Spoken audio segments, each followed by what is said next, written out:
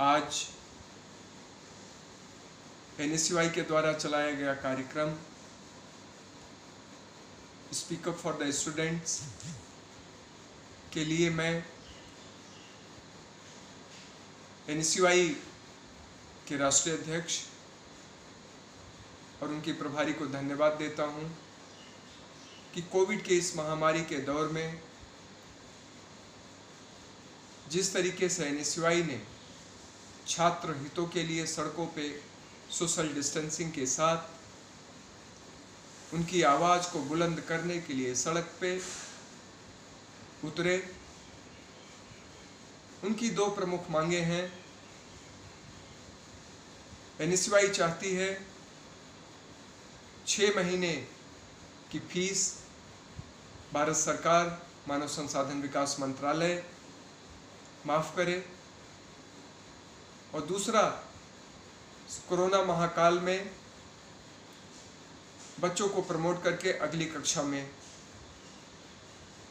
नए एडमिशन उन्हें दिलाया जाए। हम सब जानते हैं कि भारत एक कृषि प्रधान देश है।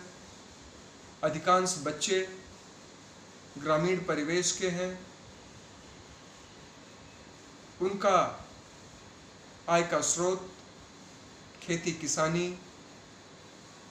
बहुत सारे बच्चों के अभिभावक मजदूरी करते हैं। बहुत सारे बच्चों के माता पिता कॉन्ट्रैक्ट लेबर के तौर पे काम करते हैं।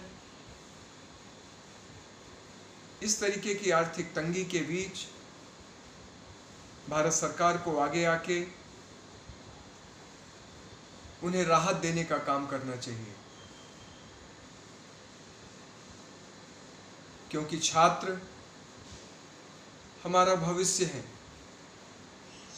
उसकी पढ़ाई सुचारू रूप से चलती रहे। मैं आए दिन समाचार पत्र पत्रिकाओं के माध्यम से पढ़ता रहता हूं कि बहुत सारे बच्चों के घर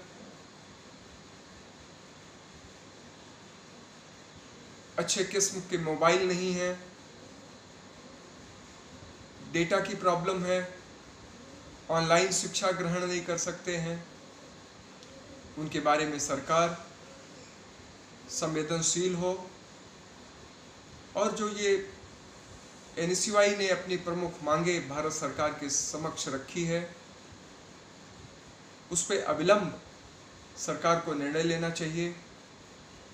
बच्चों का प्रमोशन और दूसरा 6 महीने की फीस माफ करने का कष्ट करे मानव संसाधन विकास मंत्रालय।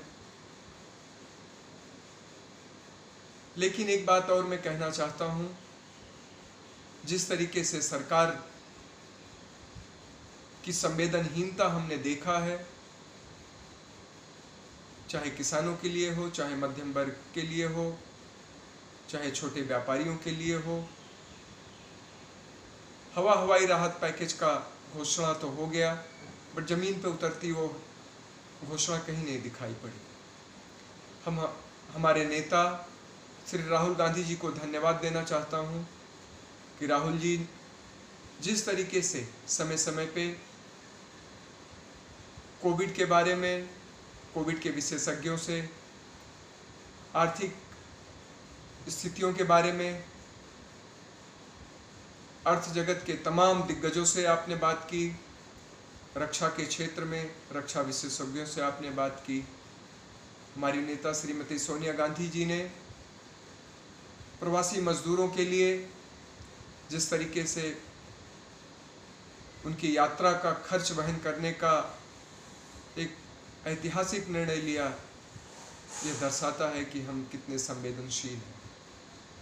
मैं अपने नेताओं और अपने NSUI के तमाम साथियों का धन्यवाद देना चाहता हूं कि आप सबने छात्र हितों के लिए, उनकी आवाज़ को बुलंद करने के लिए आप लोगों ने ये कार्यक्रम चलाया।